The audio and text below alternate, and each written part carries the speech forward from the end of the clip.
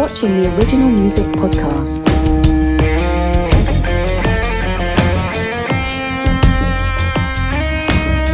With your host, Raymond Hemms. You're bringing me down.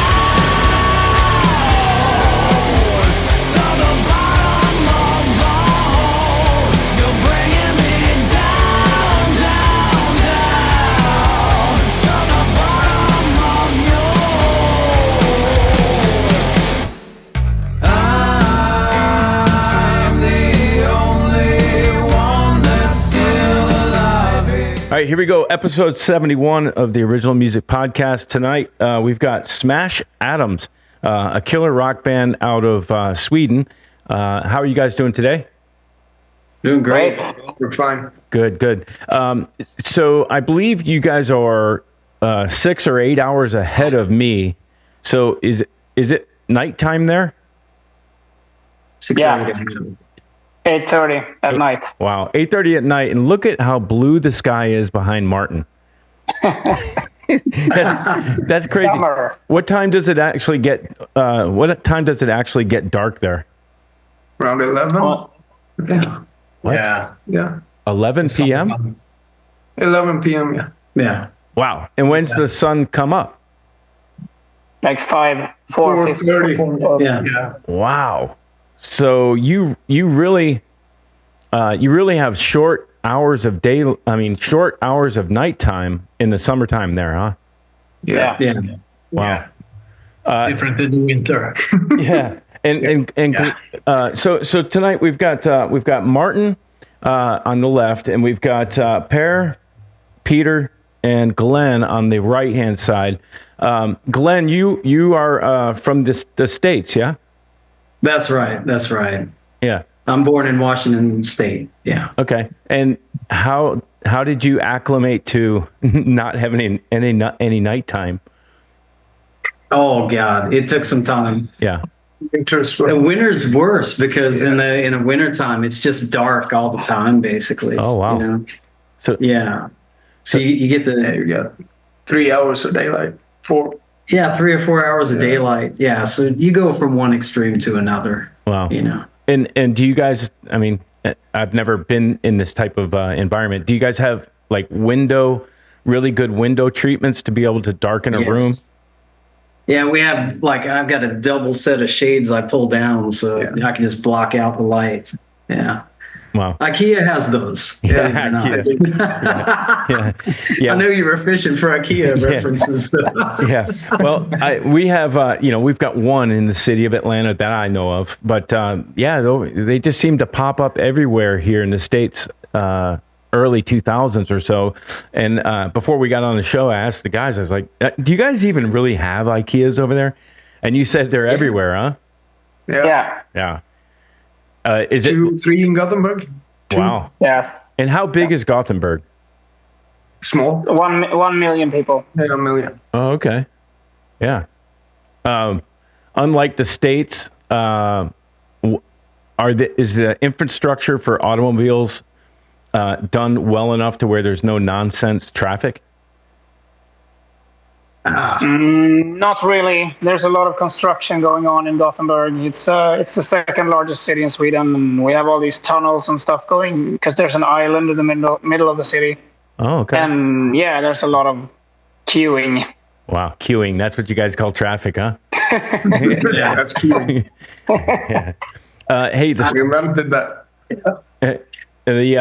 The strong silent type, Peter, in the middle. You are you're on drums, Peter. Yes. Yes. And how long have you guys been a band? How long have you been in the band, Peter? Well, how long have we been playing together? Smash Adams. Yeah. For 2012. 2012, yeah. Yeah. But not really. Not Peter. We go back a long time, actually. Yeah. I think me and Martin are friends since Martin was 16 or something. 15. Yes. Yeah, 16. Was it with 15 years old? Okay, so you guys... I think it was 16. But it was like in a long time ago. A long I don't time even ago. want to say it. Yeah. Way too many years. Now, Peter, I understand that you've been dead twice. Can you tell me a little bit about that story? Wow. It's Been dead twice. 3 times. Three times. What was I thinking? Why have you been dead, man? Yeah, some accidents. Yeah, motorcycles or Laying in the snow. Yeah, fell down on my back head and, in the wintertime once. And was that from the train station? no, that's another time. That's another time. Yeah, so they have to badoom on my chest. My heart stopped. Oh, okay. They had to shock you. Yeah. So my feet are messed up right now, but I have to live with it the rest of my life. Yeah. Well, I mean, you're here. Yeah. That's the main thing. And Yeah, you learn to live with it. So yeah. Was that from the cold? Yeah. Wow. Yeah. So you were stuck in the snow for a while, huh? Yeah, a couple of hours. I don't know. It's You were out. I was out, and when I woke up, I was paralyzed from my waist and down. Damn. And this was from a fall?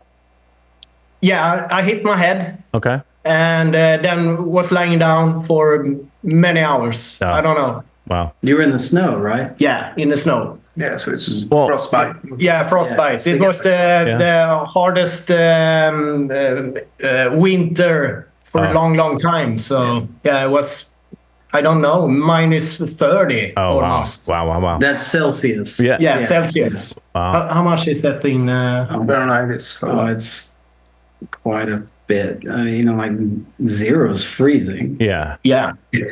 Yeah. If that gives you any reference. Yeah. It was the kind of cold that you almost need to start a fire underneath the engine to get it started. Yeah. That kind of cold. Yeah. Like that motor oil starts to harden. Yeah. I've got no interest in that kind of cold anymore. Yeah. Well, Peter, we're glad you made it, and Thank you. From what Us too. I've heard on the tracks, one of the things that immediately stood out to me were the drums and how good they sounded.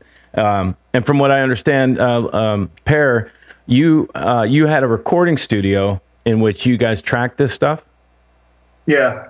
And what was the name of that studio? Studio Phonic, we called it. Okay. Yeah. Well, great. It's Great I got tones. all the equipment, but Yeah. the place is down. Yeah. Well, Yeah. that's a hard business to keep going, isn't it? Yeah, it is. Yeah. Musicians are really good at paying their bills, right? But it's easy to make him sound good because he's pounding hard. Yeah. Oh, so so he's a heavy hitter? Yeah. Yeah. Extremely. Well, for the drummer, Well, it suits. yeah, it suits the music beautifully. Yeah. For the people out there, out here that are watching that are drummers, what are your drum sizes, or just talk about your drum setup for a second. Yeah. Sizes. I got the Tama. What's it called? Super something.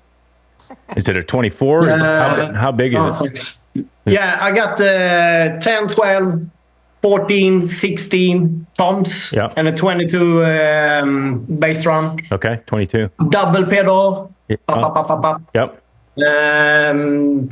Playing in another death metal band too, so I need to have a double pedal Yeah. and lots of cymbals. Yeah. My favorite. They're very special, Yeah. actually. Yeah, Are you doing Zildjian? Sultan. Yeah. Suits. It's kind of a jazz cymbals. They formed for jazz drumming, but they sound fucking great in this constellation. Yeah. When you hit them, they get you're getting good reaction from them. And then Per, you're playing bass again. I noticed the tone of the bass, and I also noticed that we were probably detuned. Are you guys detuning? And what are you going? Tuning. Yeah, what are you going with for your bass tones? What do you mean? What are you using? Are you using a preamp? It's a Fender Jazz. Okay, Fender Jazz Bass. USA, yeah. Yep. And Are you thinking about signal chains? Yeah, the signal chain. Like we're big here in my bands on the Tech 21, Doug Pinnick preamp, the bass driver, anything Tech 21 is just sounds great. Are you using? Oh yeah, I know. You got your board right down there behind us. Right, yeah, so Yeah. I don't remember what. Yeah, we're in the rehearsal space right now. So am I. I'm in mine too. Yeah, that's awesome. Yeah. What is it? It's just an MXR. Okay. It's a bass DI. Okay. So does that have any compression in it, or is it just any kind of gain structure? No, it's distortion. Okay. Really. Oh, okay. Yes. Yeah. All the compression is. It's from my hands. Yeah. Yeah. I'm used to playing that ways. Yeah. Well, when you got up, I think I saw a pretty sizable bass amp behind you on your right side, right shoulder. Is that? Yeah. And is that an Ampeg or what are you using? It's a high watt. High watt. Okay. Yeah. It's an old one, like it's, Pink from the Floyd had, 70s. you know. Oh yeah. Yeah, it's one of those old real. No, it's you from probably can see 1970. it back there. I don't know. Yeah. Like right there. The sun is. Oh yeah. Maybe there. Oh, that's that looks like a full stack high watt. Is that yours, Martin? No, that's mine. The That's high it. is house. Oh, okay. Yeah. All right. So It's a high watt and it's an Ampeg speaker okay. Yeah. downstairs. It's a 215 inch. Yeah. And, Yeah. I got 410. Yeah, 410. Gotcha. Yeah, on the top. that should cover it. 215s Yeah. and 410s. That's good. Martin, what are you using for guitars on this stuff? I'm using my Les Paul Yep. 87. Yep. And I'm using a Telecaster for some soloing, and also I have an SG Diablo. Oh, okay. I don't know if you're familiar with that. It's a guitar that came out in, when was that, 28 or something? It's just like limited series. Is it Diablo because it's red solid paint, not stained? Yeah, it's red metallic paint, Oh, and okay. it's the body is like curved instead of flat. Oh, okay. So it's an arch. It's an arch top SG. Yes. Wow, I have not seen that. I'm gonna have to look that one up. That's really cool. Yeah, it's really cool. really rare. They're really rare. Yeah. What did they make, like 300 of them, Martin? Something like that. Yeah, I think so. Yeah, and there were only 2 in Sweden, and I bought one of them. Yeah. Wow. Yeah, I think wasn't it called Guitar of the Week? Like 2008, they had Guitar of the Week or Guitar of the Month. Guitar of the month. Guitar of the Month. That's what it was. Yeah. Yeah, that's cool. I'm gonna check that out. On that, did you say 87 Les Paul? Was that? Yes. How? Once you get it, Pear's gonna grab it. So you Yeah. can see. How heavy is that one? It's not heavy. It's it's the same kind that Slash Oh, used. okay. Yes. Nice. Got And the it's trapezoid. original. Really nice. Yeah. It was a bargain when I bought it. Yeah. It's got the trapezoid inlays too. That's cool. Yeah. So you mentioned using the Telecaster for soloing. You guys never mentioned. Are we detuned? Are we in drop C? Are we where? Drop C. Okay. Yeah. That's. I love playing there, and it just sounds so manly. Yeah, Yeah. I love it too. It's great. Now, Glenn, for vocals, does it help for your range to sit in that tuning, or can you pretty much sing anywhere? It works. Does it matter? A little bit. I mean, I'm sing very high as well. Yeah, I'm pretty flexible. Yeah. But definitely for the songs on this album, they suit me really well. They suit my range. Yeah. Especially the darker part of my they do. range. They Yeah. do. Sounds So great. I've really enjoyed this tuning because I can go down lower and get grittier. And, Yeah. you know. Yeah, it sounds good. Oh, thanks. Yeah, it does sound good. And Glenn, you and Martin have loved each other your whole careers, yeah? Oh, yeah. I guess. Love. Love's a Tough strong. love. Yes, Tough love's love. a strong word. Yeah, love's a strong word. We love each other now. Yeah, that is actually why I wanted to I actually got goosebumps because there have been players in my history that it just was oil and water, and it did, it just didn't work at that time. As we grew older, ended up doing, some tracks together and realized we're on the same team. We're on the team of making great music. Yeah. And so that it's really cool that you guys, may have had an issue and worked through it. And now you're in a band making great music. So,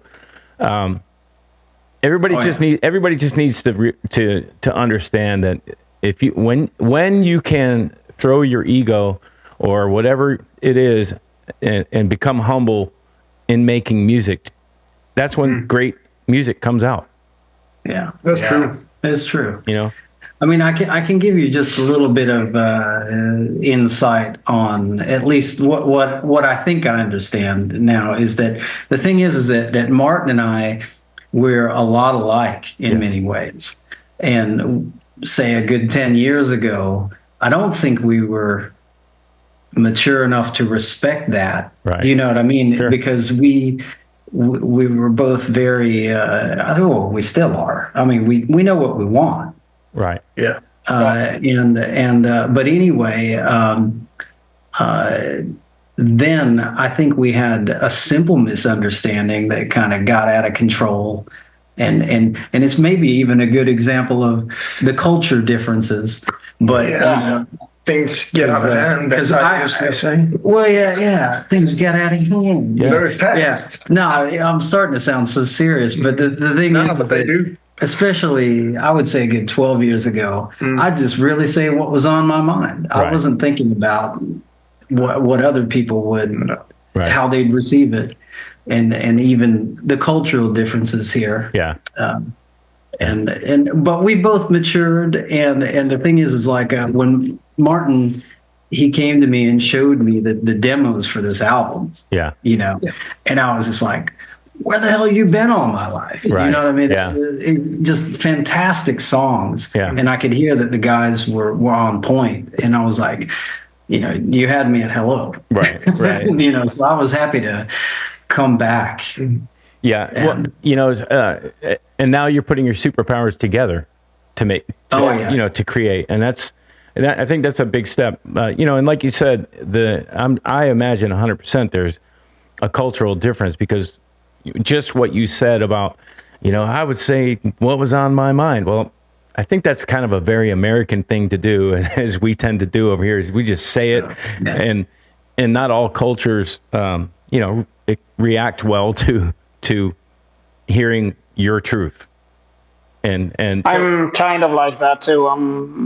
And that I think that's kind of a problem sometimes. yeah, Extremely hard-headed people in this band. yeah, I'm very, very straightforward and sometimes not so nice. And yeah. I try.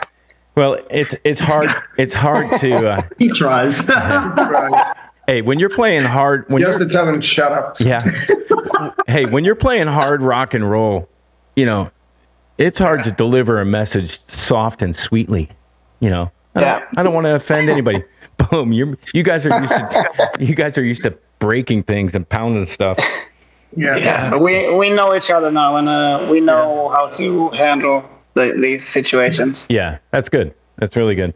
Well, let's check out a track. Let's check out the track Down. And is there anything that you guys want to set this song up with letting us know what it's about or any of that kind of stuff? That's Martin. Is that on me? Yeah. It's about negative energy, like people sucking out your energy, and yeah, Okay, it's basically that. I like it. All right, well, let's check it out. Here we go. Down from Smash Adams. You're bringing me down to the bottom of the hole. You're bringing me down, down, down to the bottom of your hole. I'm the only one that's still alive here among the figures in the cave.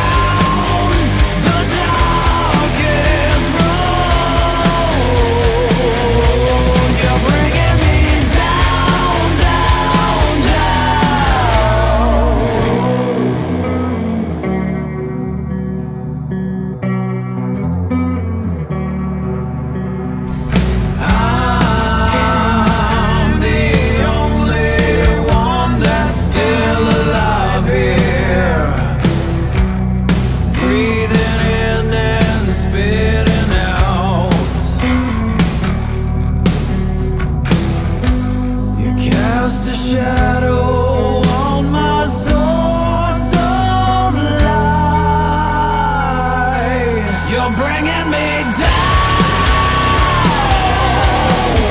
to the bottom of the hole. You're bringing me down, down, down to the bottom of your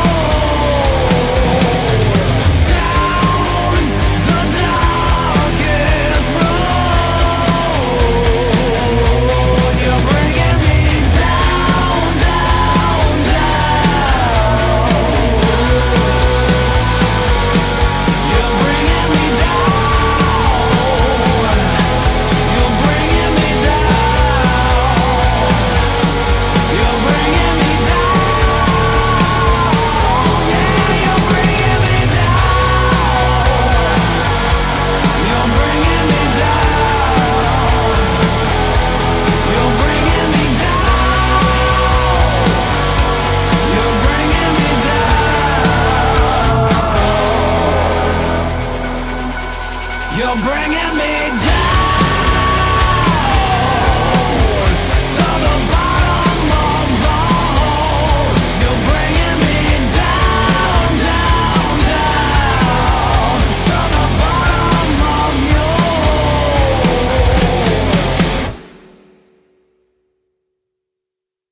Yeah, yeah. Then that is some good hard, yeah, very Alice in Chains rock and roll. Thank you. Yeah, Thank you. very good. Peter, those toms or a pair, if you were engineering that, the toms sound like absolute cannons. The drum kit sounds great. Vocals sound great. How many stacks of guitars do you have to make it sound that big? Just Just 3 guitars. Okay, so all playing the same part, all the same guitar, or did you throw in the telly in the middle of that? The telly is not part of that. No, it's the SG and the Les Paul. Okay, that makes sense. Humbuckers, and you're using Marshall amps. What are we using? No, actually not. I'm using an Italian brand that's it's kind of like a custom amp. Okay. It's called Jad Freer, Yeah. and yeah, it's just amp that I've been looking for my whole life as a guitarist. And Really? it's amazing. Say the name of it again. I don't think I've ever heard of it. It's called Jad and Freer. Jad and Free. JAD and Freer. I don't know how they pronounce their names.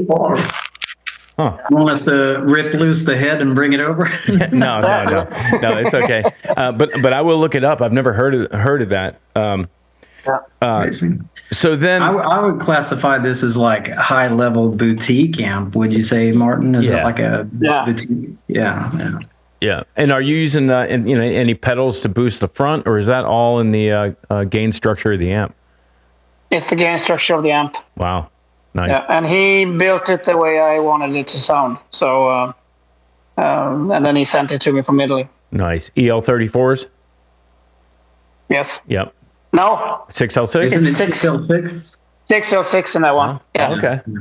Yeah, it's pretty amazing to me. We're going to just nerd out a little bit on guitars because I'm a guitar guy. But, as I was growing up and learning all about amps and tone and stuff, the 6L6 was always considered, to me, it's going to be a Fender. It's going to be a Fender tone, not very gainy. You can get it to break up a bit, but, it's not going to be heavy.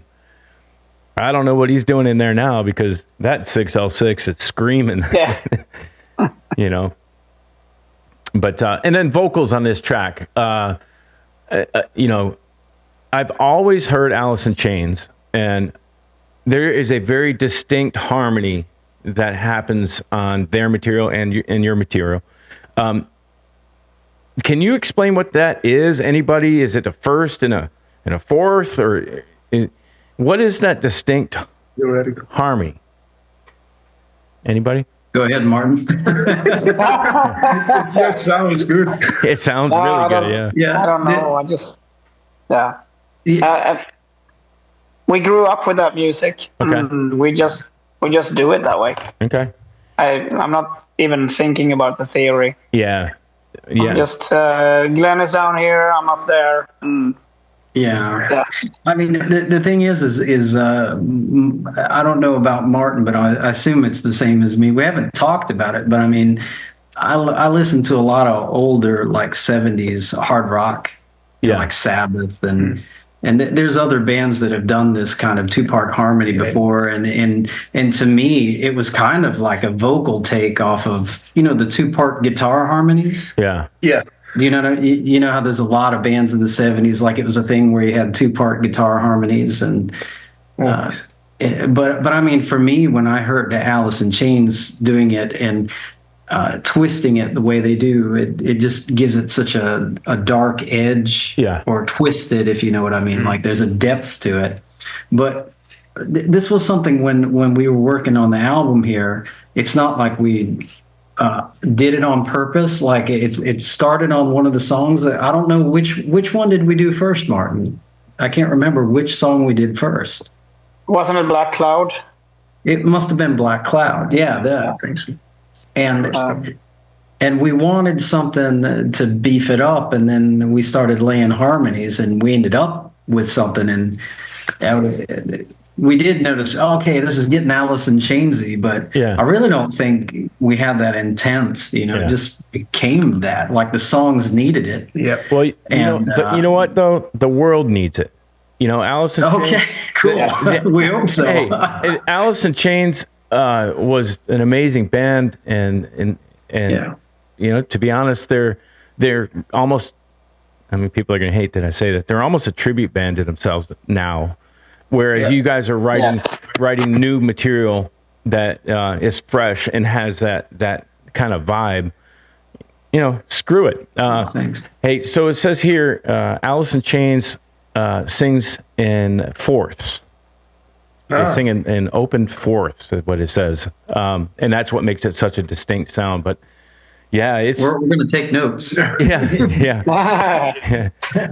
Open fourths, Martin. All open fourths. but that's also it's very cool that kind of now it just feels natural for you guys.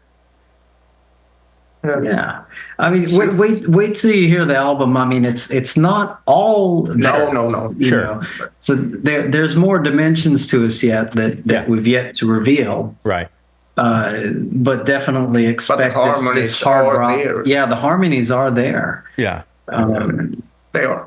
Yeah. Important part of the music. Yeah, and I don't think they're going to go anywhere either. No. We really like it because Martin and I, we have very similar voices, but we don't have exactly the same octave range. Martin can go way higher than me. Right. And our voices complement each other so well. So I can only assume that we're going to try to utilize that as much as we can. Yeah. Well, I mean, to be honest, look how important vocal harmony has been if done well.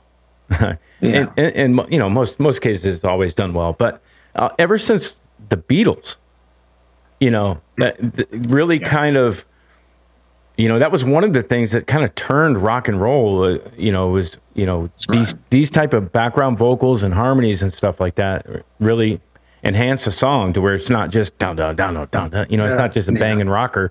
There's content going on. No, I love about the Beatles, we even dubbed each other on one song on the album. Okay, we did. We did, and the verse and the chorus as well, and one of the songs that hasn't been released yet, so I can't. Yeah. Say more. We can't reveal too much. Now, did you double in unison?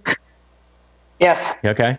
Why not? Right. And people couldn't even hear if it was me or Glenn singing. Right. They're like, "Is that you?" No, that's Glenn, right? No, that's both of us. Yeah. I mean, think about how lucky you guys are to essentially have two lead vocal caliber voices, to be able to do unison, to be able to do the fourths, to do whatever harmonies you want to do. Near the tail end of that song, there was like a descending vocal. Yeah. Who was doing that part? That's me. Okay. Yeah. Yeah. I mean, I noticed it. You know, so it's Well, we're doing it together, Martin. It's a team Yes, effort. we are. yeah, Yes, we are. That's the King's X influences. Okay. Exactly. There is some King's X going on there. Okay, so now we're talking. And I got goosebumps again. Okay, good. So King's X, my band Hope's Anchor, we've been together for 17 years, and one of our main influences is King's X. You know, we're a power trio with a vocalist, and I mean, they just did. I think they're so underrated. If you've never heard of King's X, watching this, go look them up because there's some really cool stuff. What's your favorite King's X song, Martin? Go. Dogman. Okay. Pear. Yeah, it's the same. Man, it's the same. Bass song. Yeah. Love it. Peter. No. No, You don't have a favorite one right now. No, I haven't listened to them really. Yeah. I'm sorry. But I mean, otherwise, it's Love, that one. Oh yeah, that's a great vocal on that. Because that one's kind of got those kind of harmonies that we used there at the end of Down. And you know who their vocal harmony influence was? The Beatles. Yeah. Especially on It's Love, right? I mean, that whole background vocal sounds like it could have been on Sgt. Pepper's. I actually read some interview about Alice in Chains that they had seen. There's a lot of bands that saw King's X and got inspired by them. So I think a lot of people took a lot from them and maybe commercialized it. Yeah. Yeah. But I think it is. Bands. I think it's ridiculous that band stayed as underground as it did. Yeah. And I think they're still touring, aren't they? I just saw them. I just saw them last year, and it was the first time they'd been back because I think Jerry was having some health issues, and then they're coming back here again June 15th, and like an idiot, I booked a show. I got a show. I can't go see them, so that would be a bucket list, guys. Right? Could we open for them sometime? Oh, yes. Yeah, absolutely. That'd be cool. Or they can open for us. Hey, when you guys are you guys actively gigging now with this album? We're beginning to. Okay. Yeah. So are you working on your live show and like having meetings about what the order of the set list is going to be and that kind of stuff? Is that where we're at? Yeah, the set list is very simple. The whole album is like from a Fixed set list. alphabetic order. Yeah. For the moment, yeah. Okay, so the album is alphabetic order. Yes. So the plan is to play the album from start to finish as recorded, or as Yeah, it is. Yeah. And we just lifted out one song that doesn't fit with the set. Yeah. I mean, that's a whole nother band meeting kind of a thing. Like when you record a record, you're recording all these different songs, and you're not recording them necessarily in the order they're going to be on the record. You could be doing the last song of the record first in the session. How did you guys go about deciding the order of the actual album? Okay, that's kind of embarrassing. We just got it back from the mix and master guy from Create Studios. Yeah. And Oscar, he sent it back to us, and the order was numerical, and it was great. And we just said, okay, we'll keep this. Oh, wow. We didn't even make a choice. Hey, that's easy. Very easy. Yeah. That eliminates the arguments, right? Yeah, Yep. everything just fell in place, like with this album. Like the heaviest song, it starts off with the heaviest song, "Bring the River," B, and then keeps going, like "Bring the River," Black Cloud. It's gonna be great when it comes out. Well, I'd say Down is a pretty heavy song. You're saying that there's another song that's heavier than that? Yeah. Yes, there's a couple. Nice. Now, what about ballads? Peter, you love playing ballads? That's kind of a joke. I like to play drums. Doesn't matter. It doesn't matter really. Yeah. Yeah. We have some. We have like one. Yeah, one real ballad, I think. End of the road, and then some A other. couple of soft songs. Yes. Yeah. Softer, grungy songs. Yeah. Grunge. Yeah. Yeah. Is there, any song that you used an acoustic guitar on? Yeah. Yes. Yeah. Yeah. Okay. End of the road, was that the one have an acoustic? There's an acoustic guitar on there as well. Yeah. There's electric guitars too. Sure. Yeah. Sure. Glenn, I was just asking Peter if his favorite songs were ballads. He says he doesn't care. Everything, but He doesn't care. He just wants to play drums. yeah, I like it. Yeah. That's why I'm still alive. Yeah, no doubt, right? Well, Peter, what are your influences growing up playing drums? Like who were you listening to as a kid that made you want to beat on the drums? As all kids, I start playing punk rock, kind of. And I have never had any go-to drummers. Okay. I take from jazz drummers if I think they are good. Yeah. I listen to them, or death metal drummers or rock drummers, all genres. Yeah. All genres. Yeah. Take it all in. Yeah, take it all in, and then you can, probably play whatever you want, and it sounds okay. Yeah. Have you seen the guy on Instagram that's drinking a cup of coffee and just playing with one hand? What's his name? Estepario Siberiano. Yeah. What? Yeah, it's amazing. What planet's It's a that guy monster. from? Yeah. Yeah. Yeah. So fast. So fast. You said you used a double kick pedal.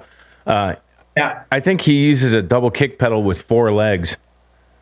Yeah. It's a dual pedal. Yeah. Dual pedal, it's called. So 4 pedals, 2 pedals with 1 foot and 2 with other. So brrrt. Are you kidding me? It's true. Really? I didn't know that. Check him out. It's amazing. Yeah, I did. I do think that I did see one video that he did where he was kind of bashing people for how fast his footwork was, and so he put a single kick pedal on the kit, and it still sounded like that. It still sounded fast. Yeah, he's great. Yeah. It's unreal. one of the 100-year drummer. Yeah, I agree. Glenn, vocally, who were your influences? Who were your influences that you first listened to, and at what age did you realize that you could actually sing? Really good question. With this kind of music, what made me want to sing was the grunge music when I heard it. Yeah. I mean, and were you still in Washington in that era? No, believe it or not, my family had moved to a little place in North Carolina, Really? in the middle of nowhere called Saluda. It had like, say, 1,300 people for a population, and they listened to country music. Oh yeah. I mean, that's all that there was on the radio was country music, and it was a lot of AM band radio, and a little bit of FM. But then they added a freaking rock station. And of course, that was the only thing I was tuning into as soon as I got whiff of that, because I was. Well, I'll tell you, the first rock music. Now I remember the first rock music I ever heard was Kiss. Yeah. Because in this library of this school, they had the best hits of Kiss, and I was looking for music. Yeah. I didn't want what was being served to me. Yeah. And in the library, I finally found this. What's rock? What's that? I'd never heard it before. So. Kiss was the first thing I heard. Same for me. This is like Love Gun and stuff like that, and I was just like, "Whoa!" I just lit up, and then I was wanting more. I was asking around, So like when we go to the next town, like I met a few people, and they're like, "Oh, you need to listen to this. You need to listen to that. Yeah, and don't tell anybody I told you." Yeah, Black Sabbath, AC/DC, kind of thing. Black Sabbath, AC/DC. Yeah. Yeah, but when MTV, and I got that's when it was on TV, Sure. So once I started hearing the stuff on MTV, I was just like, There's a whole new world out there. Yeah. Yeah, and that's the thing is the big four of grunge. When I heard these guys, I mean, all of this stuff is that inspired me. They just had so much emotion, and they were on a wave. Yeah. And that's what stuck with me. I mean, I always wanted to take from that and see if I could do better or be as good. From the beginning, it was like, shit, if I can just kind of be as good as that. Yeah. Hey, now, Saluda, I'm actually from North Carolina, and I'm actually, no way. Yeah, I'm actually from a very tiny little town but Boone, North Carolina is where I'm from. I've seen Saluda. What's the closest bigger town? Hendersonville. Okay. It's so you're under Asheville. Yeah, you're outside of Asheville. Yep. Yeah. That town has produced some great musicians. Warren Haynes and really, and right down the road from him was in Greenville was Marcus King, came out of there. Yeah, there's a lot of like Perry Como moved there. Wow. Well, hey, it's beautiful country. It's beautiful country, Well, that's the thing is my mom's family's roots go all the way back to the original 13 colonies. Wow. So she's like a North Carolinian from the colonies. She's an actual Tar Heel. She's a hardcore Tar Heel, and her whole family. Yeah. And what it was is when she got remarried, we moved to North Carolina, and there's a little apple orchard, kind of the remnants of what's left of it there, a Gilbert family thing, which. But I've got deep roots there in North Carolina, but I've also on my dad's side, they've got deep roots in Washington. Yeah. So, well, the elephant in the room is, how the hell did you get to Sweden? Yeah, I had other plans, and then I ended up here. Yeah. Long story short is I had a short run in the military. Okay. And I was stationed in Sardinia, Italy, of all places. And I met a Swedish girl on a beach. Yeah. And one thing led to another, and I became import goods. Yeah. Yeah. And so you've been there for how many years? Oh, man. I've been here since late 2001. Okay. Dang. Yeah, so I've been here like a whole lifetime for some. Yeah. Yeah. Wow. And it's been great. It's been great. Been in a lot of musical constellations here, and this one, in my opinion, the best yet. Yeah, I have to agree. You're not going to do much better. I hope they keep me. Yeah. Don't get yourself fired. Hey, Per, the other elephant in the room is which brand of Viking are you? How tall are you, Per? How tall are you? 185, I think. Let's see. That's in what, centimeters? He's like you're like. Well, there are a lot of short people in this band, so I look tall. No, I mean you're like you're at least 6'2" or 3", I would say. I don't know feet. Yeah. We don't know centimeters, but Per, your history on bass. What were some influences and what got not everybody picks up the bass. Everybody, most people want to be a guitar player or a drummer. And then you suck more than the friend. Yeah. How did you end up on the bass? I know those guys too. Is he looking for? Are you a failed guitarist or a bassist? Exactly. Well, I can tell he's a bassist. I am a bass player. Yeah. It was a bit harder music from the beginning. Yeah. Almost. I like Cliff Burton, of course. And, okay. Rex, Pantera. Great influence. That's it. I like it. Hey. No, I had a time in my life when, as all musicians, I think, that play hard rock in my age is Dream Theater and progressive stuff. Yeah. I got out of it, of course. Yeah. Yeah. Did you say 185 is your height? Yeah, I one. Yeah, he's 6'1". Okay. Yeah. I'm not that. I knew he's You're over. not that. You just look. I'm not. As I said, short people in the band makes me Yeah, happy. that's the thing is we're like the other members we're like the length of ACDC Yeah. and he's like Normal. Yeah. he's normal. Yeah. as he claims. As he claims. When you are on that Fender Jazz that you're playing, are you doing a 4-string or a 5? 4. Okay, and then you're drop tuning to C, yeah. Yeah, you're drop tuning to C. So you're what? C, G, C, or C? What are you? What's the tuning go on your bass? He's wondering what the tuning is. No, it's, But are you really drop tuning? You're no, not I'm not drop tuning. I'm tuning in C. Oh, okay. Yeah, you're tuning There's the a whole lot bass of line. weird notes. Okay, I got you. So Yeah. you're just taking the whole instrument down and not. I am, but Okay. Martin is not, so I have to Yeah. adjust.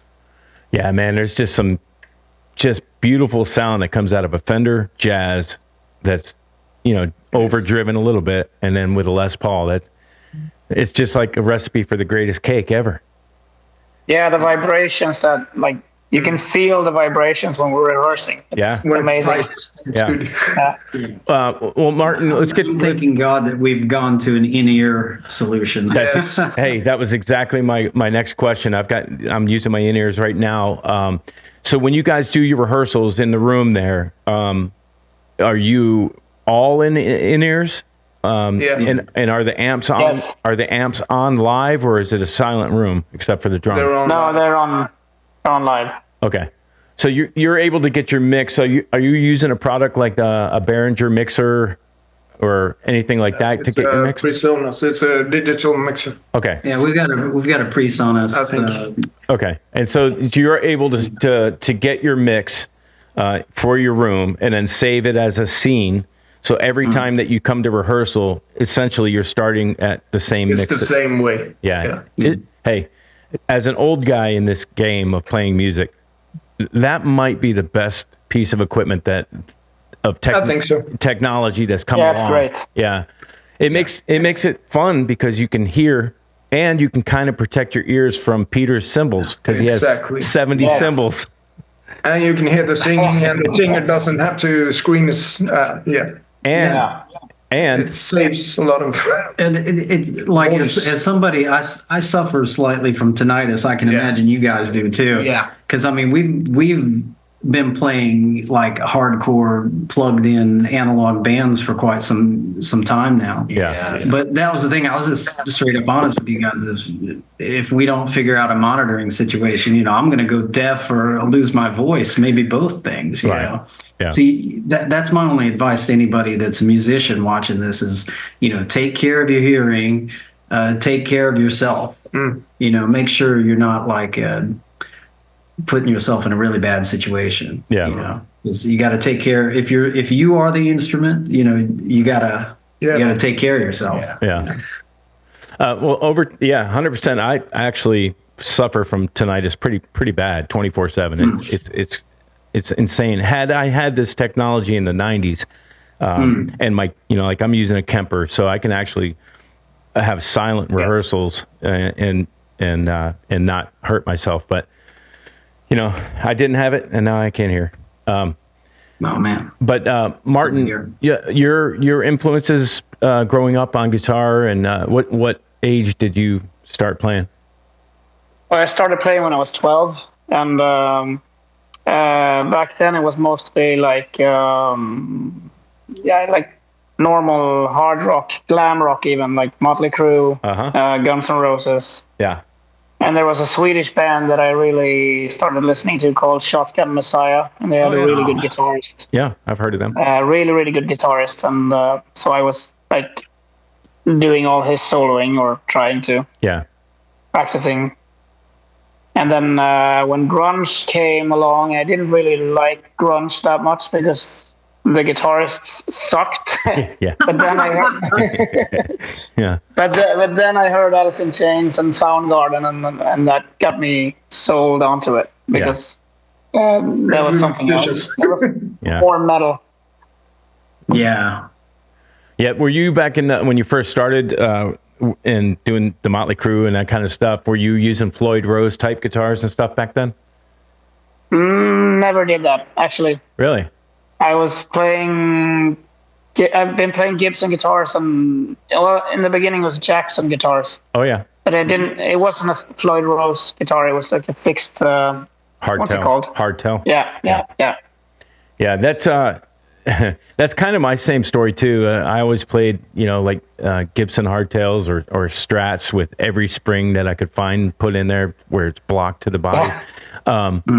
Until basically COVID. When COVID hit, a buddy of mine turned me on to the Schecter Sustainiac guitars with 24 frets, great Floyd Roses, and then the sustainer in it. And I've been hooked ever since. I don't know that I play anything else now. That sounds exciting. Maybe I should try that, or not. It's going to be expensive. It sounds expensive. Well, that was going to be one of my questions about Gibsons in Sweden. I don't know what the pricing is over there, but I mean, to get into an actual Gibson Les Paul, it's going to be around $2,500 here in the States and up. As far as you want to go, up. You can go to you can go to 250,000 and trying to find a burst, or 400,000. What is the kind of entry level for a Gibson and not the Diablo obviously, but in Sweden? What's the pricing like? It's about the same. Like, I mean, the Swedish crown, the Swedish what's it called? Kroner? Is it Kroner over there? Krona, yeah. It's been devalued quite a bit, so it's pretty expensive for us to buy American products. Right. The dollar is really expensive now, so man, I don't see if how. it's $2,500 there, it's going to be more. really It's going to be expensive. like $3,500 for us here, basically. Yeah. Wow. And then you got to think about the import taxes on those as well. Yeah.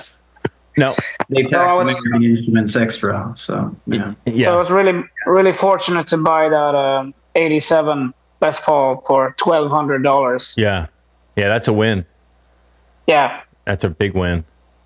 If you don't mind me asking, go ahead. No, I was going to say, before he had this awesome amp he's got now, what was it? You had the Jubilee. You had this. He had a real silver Jubilee. Yeah, the silver Jubilee. Yeah.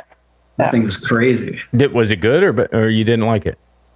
Yeah. It was Guns N' Roses. Too much Slash sound. Yeah. Oh, okay. Gotcha. I mean, it wasn't warm enough. It was a lot of mid, and it was fun to play, but it was a Marshall. Yeah. Are they everything you're using now 100 watts, big horsepower? No, that's a 50 watts amp, and the speaker boxes are they're like two 12s. 212. Yeah. So I have two of those. Okay. So it's pretty good to bring with you on gigs and stuff. Yeah. It's not that heavy. Yeah. Now the 212s, do they kind of line up side to side and create a 412, or you can put one on each side of the stage? How are you setting up? Well, usually I haven't brought both of them. I just bring one. Okay.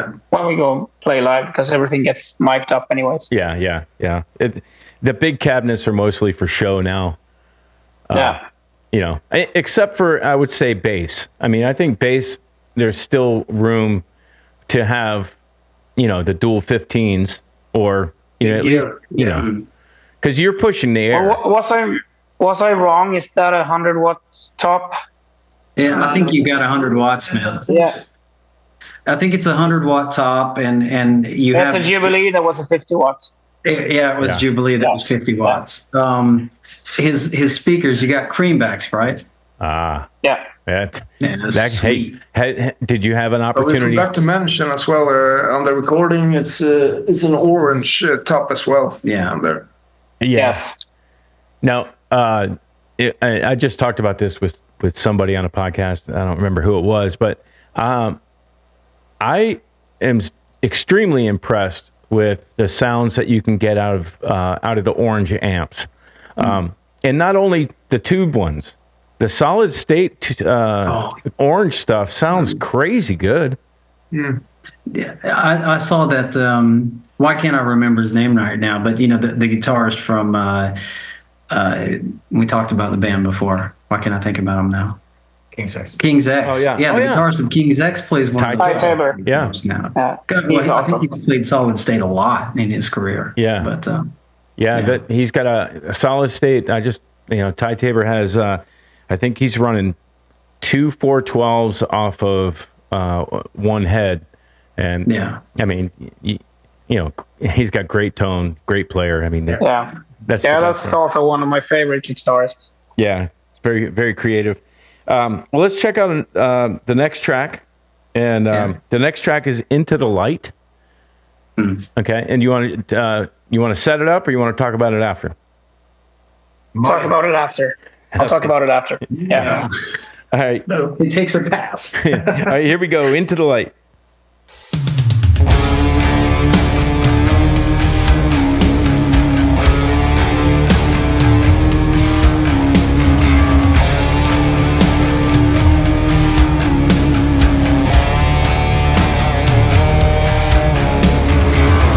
We're all looking for the purpose in our lives. Some find it in a bottle, and some in the dark of night. The river's flowing forward, follow the stream on down. Don't swim against the current, 'cause even the strong will drown. Into the light, the dead will be my God. Many have gone, but no one has come back alive.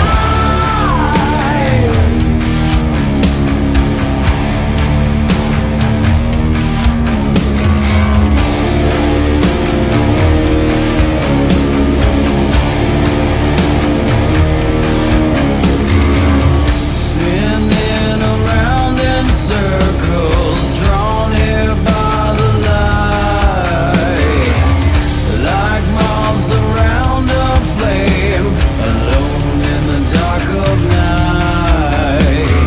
Dark of night, dark of night. Into the light, the dead will be my God. Many have gone, but no one has come back alive. No, won't come back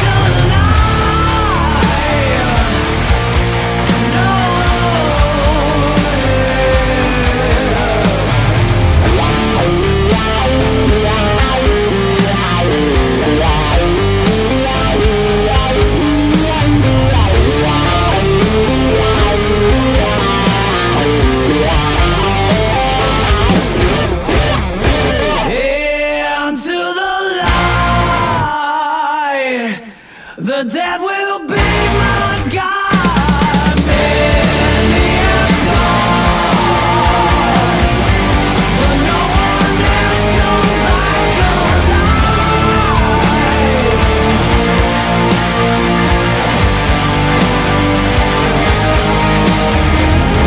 You're spinning in circles, you're drawn into the fire.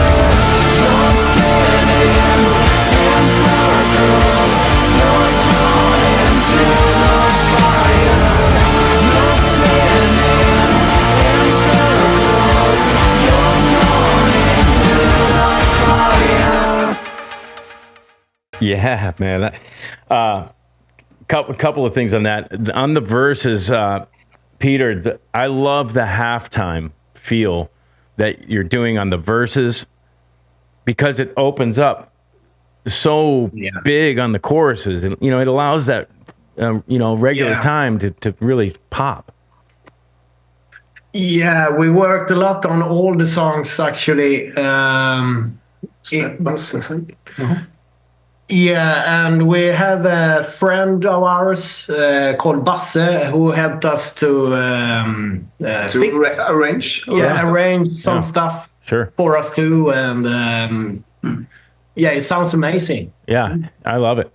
The other thing, other note that I put down was, Glenn, how clear your enunciation is, pretty much all the way through. But like I noticed at the beginning of the song, first verse, I could hear everything that you were saying, and that's an attribute to where it's sitting in the mix, obviously. But it's very clear enunciation. Whereas Alice in Chains, sometimes it's like, what's he saying? Oh yeah. Articulating. Yeah. Oh, I was pretty sober when we recorded it. So Yeah, that might be that's a part of bonus. it. Yeah. Martin, do you want to maybe give some insight to like how we went about recording vocals? Yes. We started with the songs that I had already put vocals on for the demos, and so the melodies were pretty much clear how we were going to do them. And then we tried different stuff, and Glenn had this ISO box that he put his head in to like take all the noise out. And we tried stuff that I had done before, and then if that didn't work, then Glenn would go back and like figure out a new melody. Yeah. And some of the choruses or harmonies that I had done before, some of them we kept because they fit with Glenn's new vocals, and then some I had to redo. Yeah. And so we were working together all through the process, and we were both coming up with ideas. And oh man, this is awesome! Let's do this, and put on another harmony on that. And it was just so much fun. Yeah. Now, when you guys do it live, obviously, unless you're tracking, you're going to have just the two parts. How many stacks do you think you had on that track from the studio? I mean, we had like 6 or 7 harmonies sometimes, I think, at the most. At the end. Yeah, but Pat is singing backing vocals as well, so so you can get 3 parts. We can have a 3-part, yeah. Okay, gotcha. Yeah, that's. And we're not using tracks. Yeah, that's you're gonna have to pair. You're gonna have to work. You're gonna have to sing your parts. Yeah, He's gonna have to step it up. Is that come natural to you to sing and play the bass, or do you have to think about one or the other, or? It's takes practice. Yeah. For me, yeah. Does. Me too. I always single-minded guy. Yeah, I always struggled with trying to play my guitar and sing. How do you manage that, Martin? Have you always been a singer and guitar player at the same time? Yeah, like forced to be a singer. Right. Because no one else wanted to sing, and I had to sing, and so I started practicing and singing at the same time. From when I was like 16, I had my first band. Right. 16, and I was like, I didn't want to do it, but I had to. Yeah. Well, sometimes we have to, and now look at, we have to do the things we don't want to do, but then you become proficient at it. Now you have a superpower. Yeah. Yeah. On that track, there's a really cool counter melody. It's not like we're just hearing a bunch of power chords. Down. There's like maybe an octave guitar counter melody in the background that's going around. Am I just hearing things, or was that going on in the track? Is that in the verse part, or? I heard it kind of in the choruses and stuff, but it seemed like on that outro, after you guys do the stop in the vocals, stop, vocals, get it out, boom, and that back outro section seemed to be built up another step as far as I think it's the vocals. It's it's the melody and the vocals. It's 2 different harmonies going on at the same time. Maybe that's what it was. Yeah, 2 different melodies. Yeah, man. There are some weird sounds on there as well. Yeah, stacking up. That's Okay. That's Yeah, cool. maybe. Synthesizer. Yeah, there's some post. Oh, yeah. Okay. Yeah. yeah. Sebastian, or Basse, who Basse, yeah. co-produced the album, kind of. He put on some synthesizers as well. Yeah, cool. I mean, it's like I said, I call them color notes or color chords. Yeah. That's his specialty. Yeah, and Yeah. it's Awesome. it makes something that's interesting a little more interesting. You know, if you're listening that intently, like it, you know, if you're listening closely, you can hear, oh, okay, that's cool. That sounds like James Bond in the middle of that. Yeah. You know. Oh yeah. Well, the fact that you guys, you know, are willing to, you know, hand over your baby and be open to ideas from, a producer or another producer. Hey, you know, take a listen to this. See what else do we need? The fact that you guys are willing to do that is why the product's coming out so well, I think. Yeah. It is.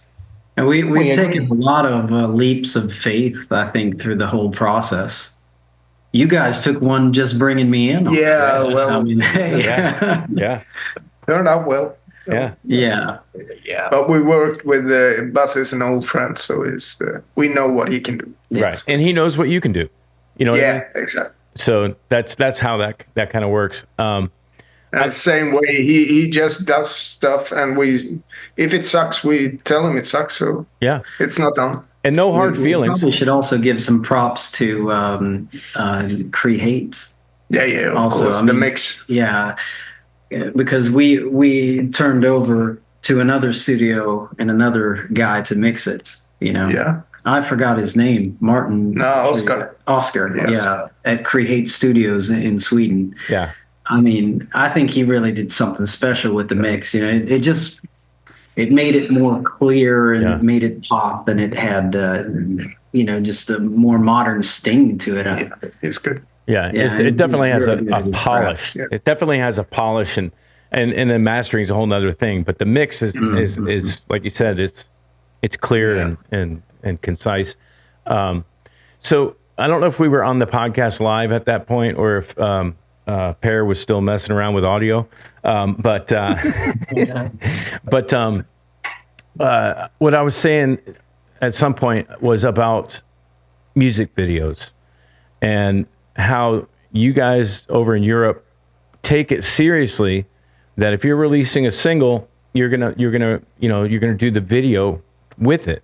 Whereas here in the States, it's I don't know why it's gone by the wayside.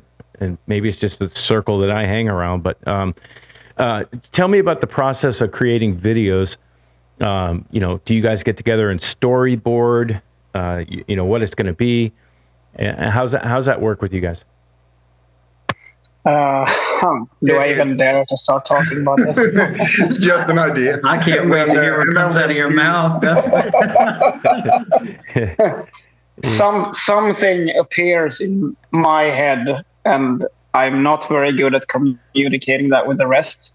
And then we just schedule like a filmer, and the filmer and mostly I do the storyboard, and then I try to share my ideas, and they don't really get them in the beginning, and then when we do it, it just sometimes it doesn't work. Like when we could start with something, and we're like, no, that doesn't work. We have a plan B. Like playing in that cemetery when we did the Down video. Yeah, the cemetery was plan B. We were supposed to go to a lake and play. Oh, that's right. Yeah, that's right. In the water. So the cemetery was plan B. We started at the cemetery to get the lifestyle shots or walking around shots. Yeah. We're gonna do the live or the performance clips at a lake, and then Richard, who was filming and producing the film, he was like, "Yeah, this is so good. We should just stay here. Why move? Why go to a lake? This is amazing." Right. Yeah. So we just stayed there. The location was just so awesome. Yeah. Was it spooky? Was it spooky being in the cemetery? No, we were just mostly afraid of the cops. Like we were playing, we were standing on someone's grave. Yeah, I mean we performed in a gravesite. You know, it's kind of frowned upon. Yeah. So if any authorities are watching, it's not me. Yeah, it wasn't me either. Hey, It's not me. I didn't do it. Well, hey, consider yourself lucky because we were filming in an abandoned warehouse, and our director of photography said, "Yeah, it should be fine." If anybody tells you it should be fine or has proof that it is fine, don't go. We got arrested, and you did? I think I spent 11 hours in jail, and I had tickets to go see like Godsmack or something. Congrats, man. Hey, and I just want to tell you, if you go to jail, and we were, filming our Christian rock project, and a Christian rock band goes to jail in downtown Atlanta, Georgia. Oh, you kind of stand out. You're not supposed to be there. So they kept asking us, "What are you in for? What are you in for?" And I was like, and I was trying to be hard. I was like, "Criminal trespassing," and so it was an interesting time. It was an interesting time. But yeah, if you're shooting videos, do all you can to get permissions and or be prepared to go to jail. Yeah. But for the second video that we did, I'm not talking about the lyric visualizer for Into the Light. We have another video that we shot a while ago that's going to come out at the same time as the album gets released. Yeah, we had a better. That was planned, really good planned by the photographer or film photographer, and I had some ideas. I think we all had some ideas, and he was really structured and just followed the schedule, and it turned out really, really cool, I think. And you will see it eventually when it comes out. Yeah, he's the same fellow that took our first band photos. Yeah, he is. Yeah. Let's talk about the name. Smash Adams. We haven't. What's the meaning behind it, and what's it about? That's on you, Glenn. You came up with that. Yeah, I mean, what was it? The hot topic when we first started jamming was CERN, right? Yeah. And there was a lot of, there's been even, I think it's continued even after my time. I mean, you guys have talked a lot about like quantum physics and... Yes. It's a topic in this band. There's the weirdest crap we talk about.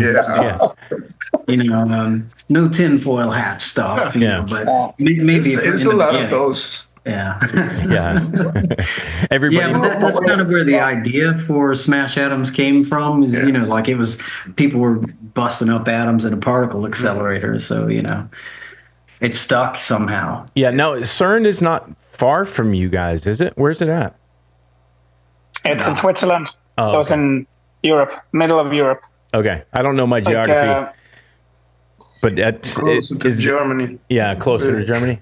Yeah, I mean, it'd be the equivalent of like going from Chicago to North Carolina. Okay. This is the borders. Yeah. It's in two countries. It's massive, right? At the same time. Yeah. It's massive, It's a big thing. It's a big wheel. Yeah, big wheel. Yeah. Doesn't it seem like, I guess scientists are always going to want to push the boundary, but doesn't it seem kind of dangerous to be screwing around with stuff like that? Kind of like viruses. They probably shouldn't screw around with viruses too, but... No, exactly. But... Yeah, but they've got did you see Oppenheimer, the movie? Yes, sir. Yeah, it's like that when they created the atom bomb. Yeah. Maybe the atmosphere will blow up. Yeah. You have to try. We have margins. We have margins. Small margins. Yes. But we have them. So maybe it will create a black hole that swallows the whole Earth. But we'll see. You have to try. Yeah. It just seems like we're kind of messing around with stuff that we really don't know what the end result could be. Exactly. Yeah. Just put the sheets out on the clothesline, I guess, when you fire it up. Yeah. But you know, but I guess I'm trying to think back to what I was thinking, because I do think I suggested the name. Yeah, you I have did. a rough memory of it, but the thing is I'd come out of a different band situation, and when and Martin asked me to come in. Remember, Planets Colliding was the first thing you said. I think it was. Yeah, because it was like this. It was like we were like the collision of two bands that were going supernova or something. You know, that's what it was. Because they had a band. They had a band and I had a band that was falling apart, and we melted them together, and it was like two big things colliding. And definitely when we did it, the first few gigs we had, I mean, like people were freaking out because it was just another level. When we got together, we just had, you know. Well, you know, I'm glad Martin. I'm glad that you were. I'm not gonna say the bigger man, but maybe, you know, we're able to go, you know what, I need that guy. I need to make amends or whatever I need to do. I need that guy. And you went after him. That was a big move on your part. Yes. It was just the way to go. There was nothing else. Either just quit playing or get the real guy for the vocals. Yeah. Because I was about to quit singing. I was really sick of being the lead singer, and I wanted to take it to the next level. And also, I hadn't talked to Glenn for almost 10 years, and it was just ridiculous. It was just one I'm sorry away. Right. And then we could fix this. Yeah. Now, how did you get his number? How did you get in contact with him? He had the same number, so I just called him up. Right here, man. Yeah. Called him up after 10 years, and I said, "Do you want to play grunge?" And I remember it like it was yesterday. Tell him what I said when. Yeah, I'll tell him, because I was out running in the woods, and I was thinking, shit, I gotta get a vocalist for this band. We gotta take the next step, and there's only one guy I know that's really, really good, and we can sing good together. Yeah. So I just decided I'll call him, and I called him, and I said, "Do you want to play grunge?" And he's like, "No, not really." And then, I'm like, "Are you sure?" "Yeah, not really."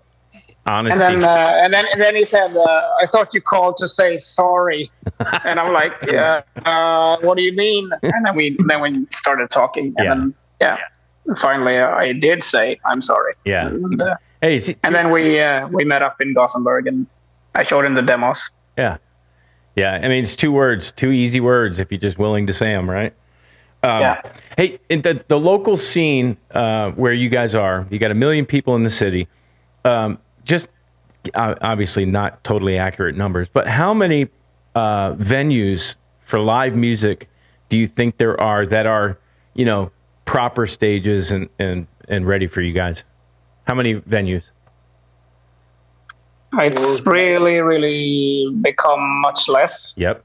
In the last few years. 4 or 5. Yeah, 4 or 5 venues, maybe. Yeah. And I mean, the original scenes that we've cut our teeth on, they're all gone. Yeah. Unfortunately, they've all died away. COVID killed off the last really good ones. Yeah. But there's new stuff arising out of the ashes of it. Yeah, there is. So it'll be back, but it's slim pickings in Gothenburg right now, I would say. Yeah. Yeah. The reason I ask, but it is, Yeah. The reason I ask, because I'm talking to bands in California, I'm talking to bands, kind of all over the place, and I'm asking them the same thing. I'm like, and it's very similar answers. The scene that we came up in is just not there anymore. And part of that is, venues closing and that kind of thing. But the other part of it here is, the tribute band and the cover bands are the only guys that are getting, booked on a Friday night. Is that the same thing in Sweden and Gothenburg? No, not really. No. Okay.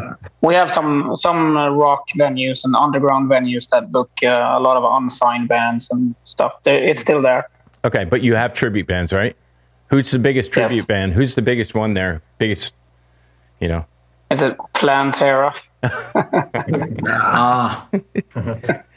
Plantera. I mean, I don't know if you say tribute band, but No. we've had a couple of like there's the female AC/DC kind of band that's Thunder Mother that's become like their own almost- thing. Yeah, you know?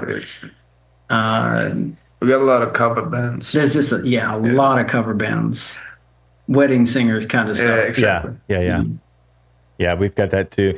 It just, the tribute band thing, to really dedicate yourself to like one artist catalog, like I'm the Bryan Adams. I got to learn every Bryan Adams song. I personally, if I'm going out to a venue, I want to see, if I'm going to see covers, I want to see a variety of things. Let's see how well you do, AC/DC. Let's see how well you do Zeppelin. Let's see how well you do whoever, name it. But that variety cover band formula seems to have gone away here anyway in the States. And I was talking to a guy the other night, and he, what he blames it on? Vegas. Vegas was the first area to kind of, hey, if you guys put together a show that's nothing but Prince, we'll book you in the casino. And and that just kind of spread out to every city doing it. There's one thing here that's changed, like, say, the professional music industry, because we've had quite a bit to do with labels through the years. But in Europe, they have a thing called the Eurovision Song Contest. Yeah. And in Sweden, the pre-stage of that is a competition they call the Melody Festival. Yeah. And that has really become something that's easy money for the labels. And they push a lot of really good original bands to work with artists like Desmond Child, like songwriters like Desmond Child, for Christ's sakes. Wow. And they're making almost like disco hits, if you will. Yeah, they do. Yeah. It's pop. Yeah. And what it is like the little kids just eat it up, Yeah. And unfortunately, that has had a negative effect, like on real rock acts, if you will. I mean, Because they put rock acts on there and make it pop acts. they're devaluing that side of music, and even when they take in a heavier act, they really, No, it's the Can't same do it. formula. It's it is, yeah. So I mean, so you're saying the label will put together a festival to bring original acts up to see everybody in one spot, or what is the purpose? What does the label gain about putting that together? Well, what happens is that the real thing is that they put together a CD, which is a collection of all these singles, and then they put it on Spotify and they share the same list, and it just is a money factory for them right now. Yeah. But what we are seeing, and probably like you might be seeing in America right now, is that even Beyonce is going and making country album, Right. And the statistics are even showing that rock is making a comeback. I think people are getting fed up with this. They've been force fed a lot of pop and rap and other things, and It's more organic music is coming in, I think. Yeah, I mean, like people that do stuff kind of like what we do, because there's no backing tracks. It's just us. I mean, what you hear on the recording, I sound like that live. Right. That signal chain is a Neumann microphone. Yeah. Through what is it, like a 512C preamp? I mean, and that's it. I mean, we're going straight in a computer. Yeah. So what you hear on the recording, I mean, without the dub, the extra track behind it, that's what you're going to hear live. And the guys played, you've done nothing but live takes. So this kind of thing, when we get the chance to really tour with it proper, I think people are going to understand, we're a real pure band. Yeah. And we love what we do. We burn for it. So we hope that'll come across. That people that invites more fans. We hope that there's a crowd for that still. Yeah. I think so. Yeah. I mean, music lovers are always going to go see, good live bands. You just have to get out in front of them, get the opportunity to get out there and, start building your base and that kind of thing. So what's up next for Smash Adams? I know that you've got the more of this album that you guys are you leaking them, waterfalling them, as they say, like monthly a new song or quarterly? What's the plan to? We wish. Yeah. Well, it's the plan from the label was to release a single every 6 weeks, Okay. and then the album. But then there were some delays, and so we are going to release one more single and then the album. Okay. And the album is due like August, September. We don't have a fixed date yet. Okay. And I think we were talking before we were rolling about pressing vinyl. Yes.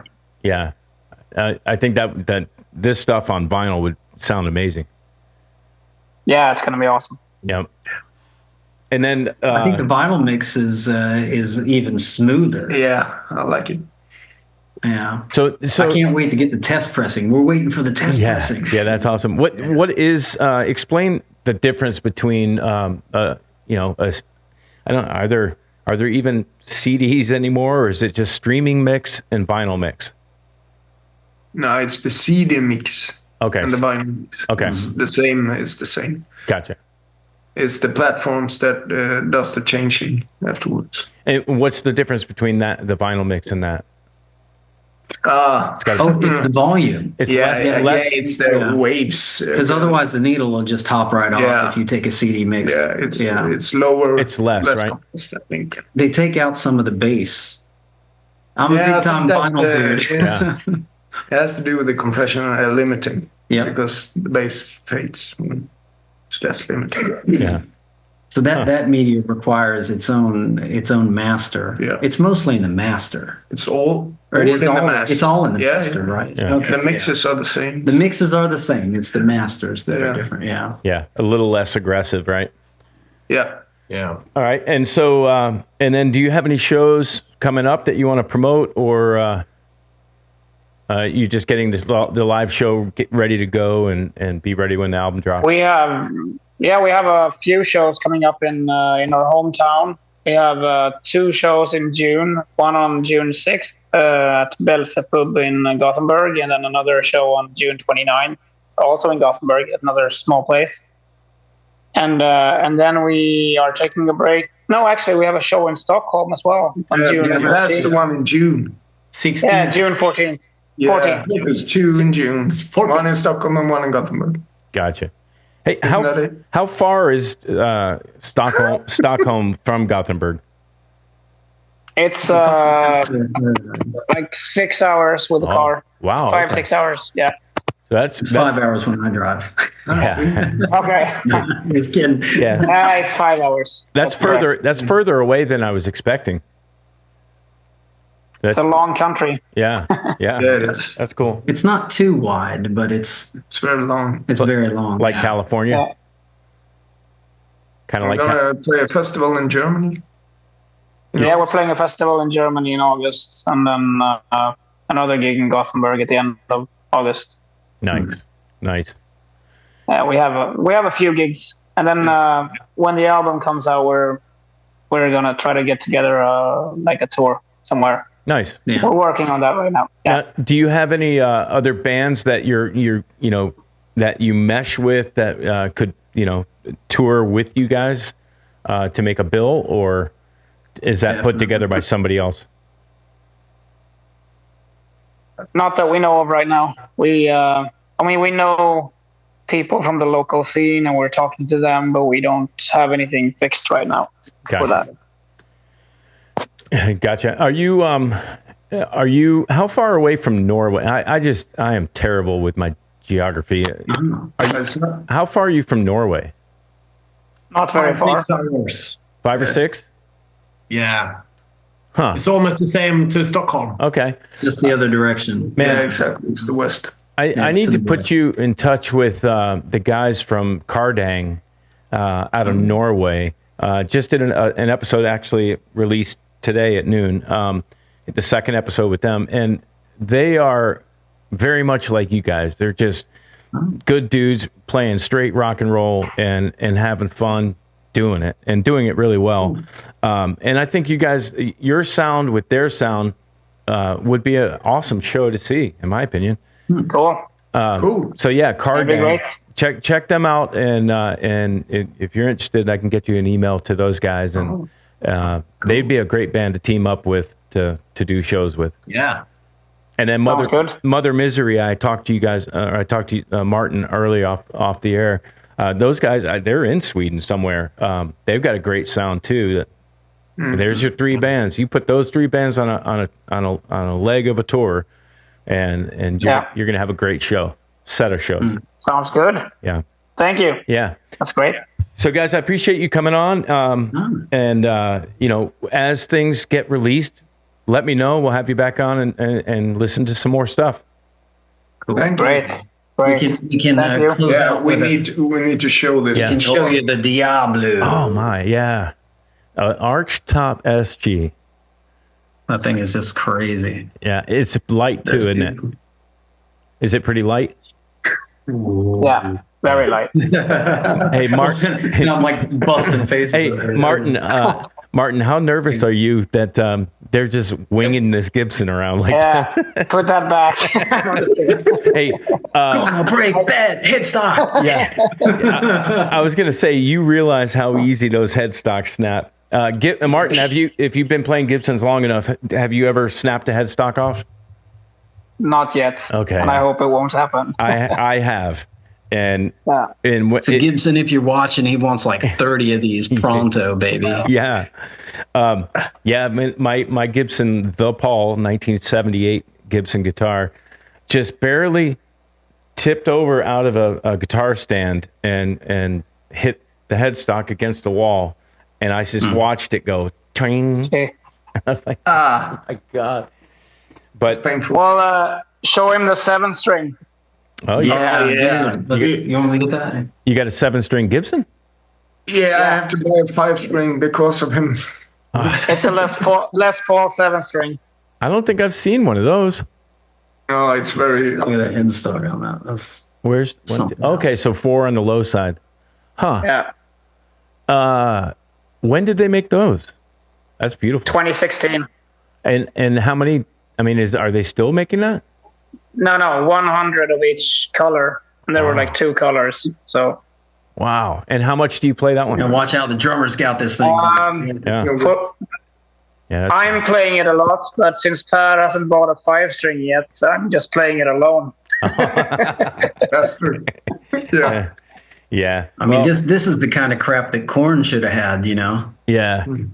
Well, I mean, Gibson, I will have to say, has a hard time straying from tradition. Meaning they won't change their scale length, even though it would make the guitar stay in tune better and be a better instrument. They won't change it. And the fact that they've made a 7-string kind of gives me a little bit of hope that they're starting to think outside the box a bit. But This is pretty old now. yeah, I think what it is it from 16? It looks like it's 2016. that just looks so weird. Looking at the back of that headstock. Yes. Yeah. Wow. Looks wrong. Yeah, I love it. When I got it, I'm like, shit, it feels so wrong. Yeah. Like it's Yeah. strange. I mean, obviously, yeah. Obviously, I like that they still put standard on there because there's nothing standard about it. Yeah, You know what I right. mean? Yeah. Obviously, the neck is wider though, right? Yeah. So, Yeah. and what gauges are you using on that?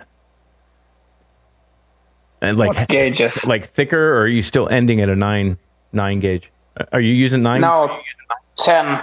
Okay, 10. Yeah, it feels like a set of 10s on there. Yeah. Yeah, but on my normal Les Paul, I'm using 11s. Oh wow. Okay. Yeah. Yeah, and that helps because you're detuning a little bit thicker strings.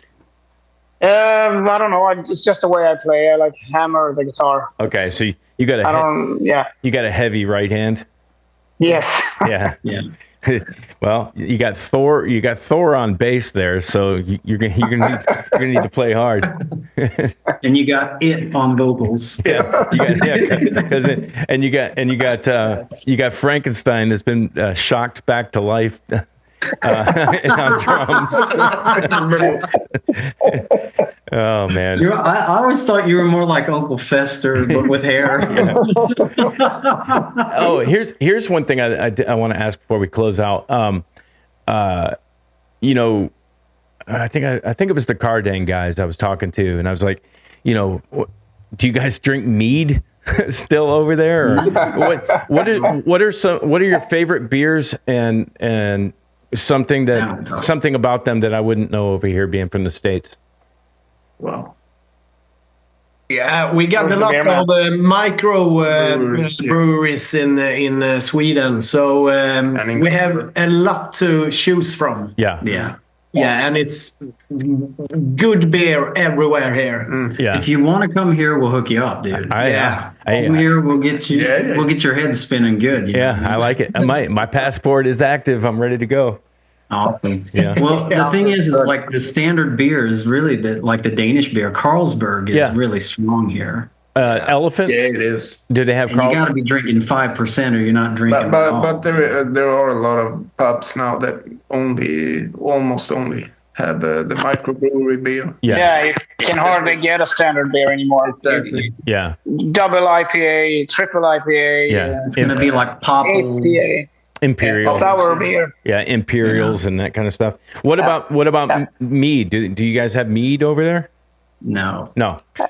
Yeah, we do have. Yeah, we got one dude called E-Type. He has, he started a restaurant where it's all Viking stuff. Oh, cool.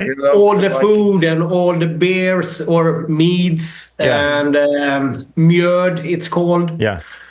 And it's in Stockholm. Okay. I've been there twice, and it's amazing. Nice. If you're visiting Stockholm, go to his pub. Now, what would be considered Viking food? Like, raw meats. Wow. Carpaccio. Raw meats. Yeah. That's crazy. No, it's I don't know. It's ribs and stuff and everything you can imagine. Meats, though, right? It's meat. Yeah, Swedish meatballs. Yeah, Swedish meatballs. Yeah, A lot of game, I think. Well, hey, the best story. A lot of game. Yeah. A lot of game. Yeah. Meaning deer and fowl of some sort. Yeah, elk. Elk is what it is. Elk, venison, and moose. Moose. But there is a little bit of elk. Yeah. But they've got like monster whitetails here that's like in between elk. I mean. Yeah, but they were 4 or 5 up north. Yeah. Way up north. I mean, there's some really bizarre stuff. It's like Narnia up there. Yeah. Yeah. That's cool. I mean, I definitely would like to come over there and check you guys out and I don't know what a flight. Well, you would know, Glenn. What's a flight from California to Sweden? How long is that? From California. Oh, that's California. So say you'll have to change planes like in say New York, like LaGuardia. Okay, so I'm in Atlanta. So what would Atlanta? So from like LaGuardia, you'd need to go to the UK. There's very few direct flights. If you're lucky, you could get a direct flight to Stockholm. Right. But normally you need to either go to Hamburg or Charles de Gaulle in France, or that you go to England, near London. But like say a flight is a good one is like 9 hours. Oh, okay. When you're flying over here, it's roughly 8. Oh, okay. Because they're shorter. You know, you've got the air pushing you. You've got the Gulf Stream pushing you. But on the way over to America, it can be up to an hour longer. Huh. Because, you're going against the Gulf Stream. Gotcha. Well, I'm looking right here. Obviously, this is like in November. But it's one stop, $449 round trip. I'm coming, boys. Let's go. You can get cheap ones if you book them early. Do it, man. Yeah. Come to one of our gigs and like document it or something. Yeah, that'd be cool. And we'll hook you up with the wildest. If you want meat, whatever. If you want to eat an elk or a moose or whatever. Elk for sure. We'll pour all the exotic beer down your throat you need, and Yeah. hook you up. Yeah, well, let's definitely stay in touch. I really like the material. You guys are awesome, and as this stuff drops more, when it does the final drop, let's chat again and listen to some more stuff. And then absolutely. And then I'll get you Cardang's information, or get them in touch with you guys, and let's make a bill, man. Great. All right. I like the sound of that. Sounds good. Yeah. All right, guys. Well, you guys If have there's anything we're up for, it's playing a lot. Yeah, no doubt. I mean, that's what we do all this for, right? I mean, we're not making videos just because we want to make videos in a cemetery. We're doing that so we can play live. Yes. Yeah. So, well, I mean, Peter might be wanting to, film in the cemetery because he's been there a couple times in his existence. Yeah, we hope we don't have to do that kind of video. No, not yet. No, not yet. We'll dig him up for the next show. Go down in there. I'm sorry. I'm sorry, Peter. That was just an easy layup. We'll have to save it for next time. But I can remember one of these instances. The one where you fell off the train station pier. Yeah, we fell down lots of stairs and smack up my head and laid in a pool of blood. Yeah, I mean it was before we were together in a band. I was in another band and we partied with him. He was at a party and he was trying to teach me how to fucking growl. And because I can only sing, and he's like. And it's like half the night we were getting wasted and you were trying to convince me that I could growl, but I was like, I gave up. Yeah, but you can. I'm sure you convinced me enough. I can do it. Hey, Martin. Martin, since you seem to be the adult in the crew here, I think you need to get Peter a helmet for any time that he's partying, because I think he's hit his head too many times. Yes. I do that all the time. A Viking helmet. He needs a full Viking helmet with like front. Like an adult-sized baby seat that we put him in, and just like And Viking. bubble wrap and Viking horns. And Oh. Yeah. you're digging it, right? Yeah. That's our touring. That's our touring equipment. That's a rider for you. Yeah, wheelchair. All right. Well, guys, I got to get ready for another show. Keep an eye on Peter. Make sure he's okay, and keep on rocking. Yeah, thank you. All right. Take care. Thank you. See you guys. Thanks for having us. Absolutely. Bye. Bye. Bye-bye.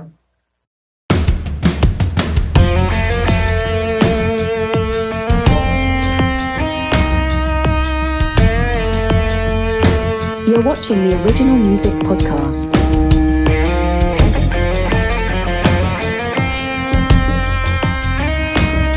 With your host, Raymond Hemms.